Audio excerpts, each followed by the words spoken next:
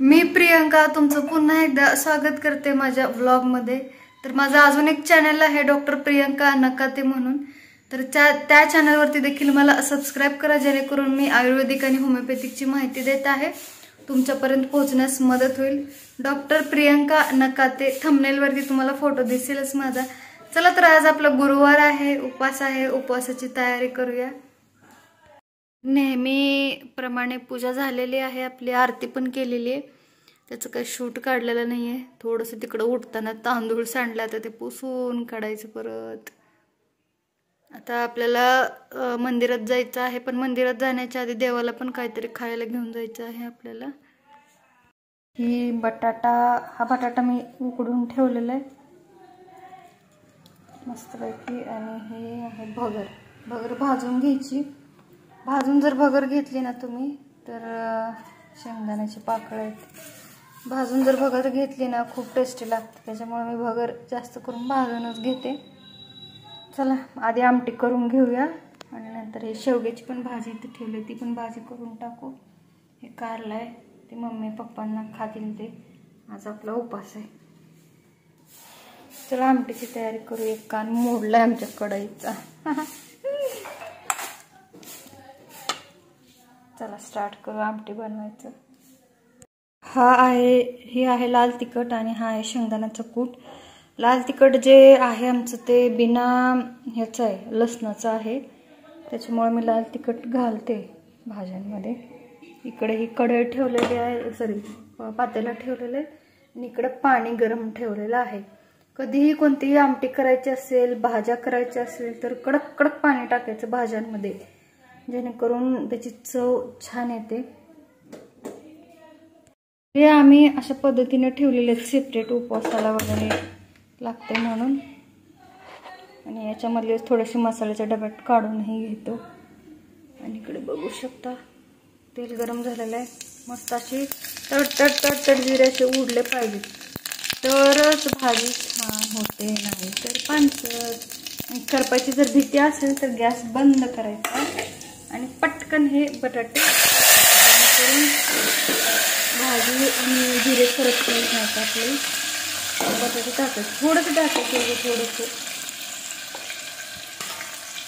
Then त्याच्यामध्ये टाकायचा शेंगदाण्याचा कूट, ते पण चांगला मिक्स करून घ्यायचं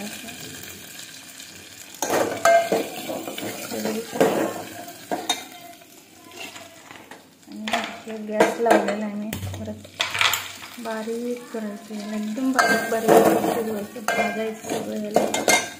आता चटणी टाकायची। चटणी जर मी मगाशी टाकली असती ना तर ना करपून गेला असतं सगळं ते, त्याच्यामुळे चटणी टाकते। एवढी चटणी तिखट जेवढं लागतं तुम्हाला तेवढं टाकायचं आणि मीठ टाकायचं एवढं। सगळा बटाटा याच्यामध्ये मिक्स करायचा आहे तेलात न भाजता, कारण तेलात जर तिखट छान लागते, पण असे ह्या बटाट्याला आणि हे बघा ही अशी उकळी यायला पाहिजे, याला उकळी आली की झालं। कारण ह्या बटाट्याला लाल तिखटासोबत जर भाजलं आणि तेल जराला मॅच चांगलं व्हायला पाहिजे, छान अशी भाजी होती, बघू शकतो।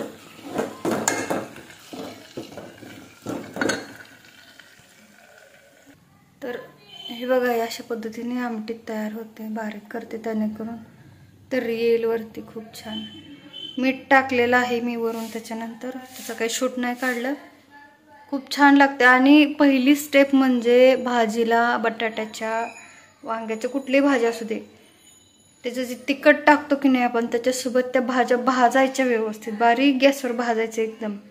तसंच मी भाजून घेतलेलं आहे बटाट्याला, त्याचा काही व्हिडिओ नाही काढला कारण पकडायला कोणच नव्हतं मोबाईल। भाजून घेतल्याच्या नंतर मग त्याच्यानंतर पाणी टाकायचं, कडक कडक पाणी टाकलेलं जेवढं लागेल तेवढं। हे बघा तर यायला लागले आता छोटे, म्हणजे हळूहळू एक थोडं यायला साईडला। थोडंसं 5-10 मिनिट शिजू द्यायचं आणि बंद करायची गॅस, झाली भाजी तयार। आता भगरीची तयार करूया। हे करायचं आहे आपल्याला भगर, एवढंच तेल घेतलेलं आहे, हे असं घेतलेलं एवढं सुचतील, गरम गरम होऊ द्यायचं गरम. कारण हा गॅस जरा खराब झालेला आहे, त्याच्यामुळे असं एवढं मंद चालतं. फूट करून देखील नीट करून आणायचं. आता ही भाजी बघा आपली किती छान तरी आलेली आहे. इकडं काहीच नाही, फक्त लाल तिखट टाकलेलं आहे याच्यामध्ये, दुसरं काही सुद्धा नाही टाकलेलं आहे. बघा व्यवस्थित जर कोटासोबत आणि बटाट्याच्या भाजीसोबत जर भाजून घेतलं ना, बटाट्याला लाल तिखटासोबत आणि शेंगदाण्याच्या कुटासोबत, तर येते 100%. बारीक भाजायचं, गॅस बंद करायचा, भाजायचं, गॅस बंद करायचा, अशा पद्धतीने भाज्या बनवायच्या, छान होतात. हे बघू शकता तुम्ही. तेल हे देखील थोडंसं गरम झाले का बघायचं, 1-2 टाकून असे जिरे बगर करायचे आपल्याला.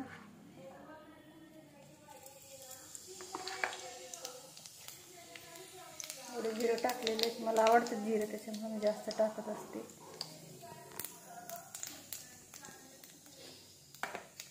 तर ओढले जातात. त्याच्यामध्ये टाकायचं डायरेक्ट पाणी. तर हे बघू शकता पाणी खूप डेंजर उडतं तेल असल्यामुळं, त्याच्यामुळं सावधानीनंच ह्या भगरला करताना करायचं. तेल आहे वरती, तेल टाकायचं, त्याच्यामुळं काय होतं, छान लागते, खमंग मोकळी छान सुटसुटीत भगर होते. हे आपली इकडं भाजी शिजत आहे. तर मी हे काय केलेलं आहे बघा, तवा ठेवलेला आहे, कारण कढई जरा पातळ आहे आणि भगर ही करताना थोडंसं म्हणजे जाडच काहीतरी पाहिजे. खूप छान होते ह्याच्याने भगर. त्याला जरा उकळी आली की मग भगर ह्याच्यामध्ये टाकायची. तरी तवा का ठेवायचा खाली, कारण पातळ असतात आपल्या कढया, खूप जुन्या असतात आणि आपल्या काय परिस्थिती एवढी नसती की प्रत्येक वेळेस काहीतरी नवीन कढईन हे तीन आणा आहे, त्याच्यामध्ये ॲडजस्ट करावं लागतं आपल्याला. तर हे जे आहे तवा जो आहे हा, तर हा तवा ह्याच्यावरती ठेवायचा. का ठेवायचा, कारण याच्यामध्ये जास्तीत जास्त वाफून जर भगर बनवली आपण तर ती टेस्टी लागते. जर असं जर ठेवलं डायरेक्ट कढई तुम्ही पातळ कढईमध्ये, तर मग ती भगर करपण्याची शक्यता असते. तर भाजी शिजून झालेली आहे, गॅस बंद करूया. छानपैकी तर्री पण आलेली आहे ना, हे बघा. खूप छान वाटतं, देवधर्म करून आलो की खूप मन प्रसन्न होतं. गेलो होतो दत्त महाराजांच्या मंदिरामध्ये आता, पण मोबाईल घरी विसरलं होतं मी, त्याच्यामुळे काय मला शूट काढायला आलंच नाही. बघू नेक्स्ट टाइम गेल्यानंतर पुढच्या गुरुवारी शूट काढेन, मंदिर दाखवेन. खूप सुंदर मंदिर आहे आणि थोडंसं गडबड झाली, त्याच्यामुळे मोबाईल पलीकडच्या रूममध्ये चार्जिंगला आलो. मला वाटलं पिशवीत टाकलं का काही, की निवदाची पिशवी नेली होती ना सोबत भगर आणि आमटी, त्याच्यामध्येच राहिलं का काय की म्हणून विसरूनच गेले. जाऊ दे, नेक्स्ट टाइम बघू. तर माझा फराळ देखील झालेला आहे, भगर आमटी खाऊन झालेली आहे. असाचा गुरुवारचा दत्त महाराजांचा उपवास करते मी आणि संध्याकाळी सोडायचा उपवास. चला तर मग भेटूयात नेक्स्ट व्लॉगमध्ये. स्वस्त राहा, मस्त राहा.